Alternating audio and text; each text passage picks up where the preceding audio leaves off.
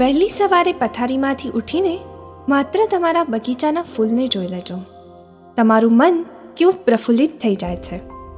મોગરાની મહેક, ગુલાબની ભવ્યતા અને પારિજાતની દિવ્યતાનું મિશ્રણ, એવું હસતું રમતું ફૂલ એટલે દીકરી. પપ્પાની વાલી, મમ્મીની લાડલી અને ભાઈ ભાભીની જાન એટલે અમારી દિશા. મારી બહેન, મારી નાની બહેન. તારા માટે એક કવિતા. ભાઈના બધા દુઃખ પોતે લઈ જાય એને બહેન કહેવાય. દૂરથી પણ જેને ભાઈની પીડાનો અહેસાસ થાય એને બહેન કહેવાય. શબ્દોને તો સમજી શકે આખી દુનિયા, પણ જેને ભાઈનું મૌન પણ સમજાય એને બહેન કહેવાય. લડતી રહે હંમેશા એના ભાઈ સાથે, ને ભાઈ માટે આખી દુનિયા સાથે લડી જાય એને બહેન કહેવાય. પહેલાં કરે ભાઈની ફરિયાદ ને પછી પોતે ભાઈની સાથે થઈ જાય તેને બહેન કહેવાય. આ કવિતાને તું પૂરેપૂરી સાર્થક કરે છે.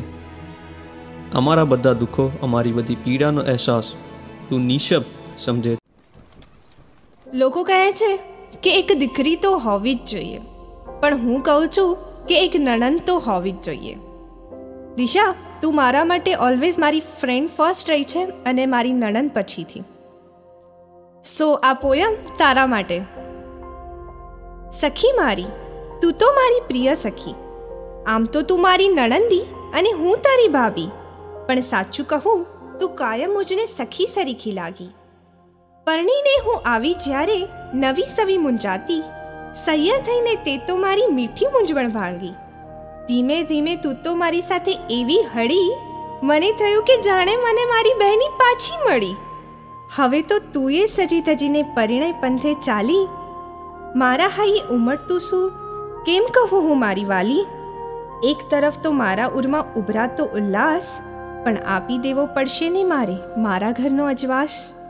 એક વાત કહું, તું બંને ઘરનું અજવાળું થઈ રહી છે, દિલના દ્વારને ખુલ્લા મૂકજે. હું તો એવું પ્રાર્થું તુજને પ્રેમનો માર્ગ ફળજો, સુખ સંતોષ ને સમૃદ્ધિ સૌ તુજને આવી મળજો, તુજને આવી મળજો.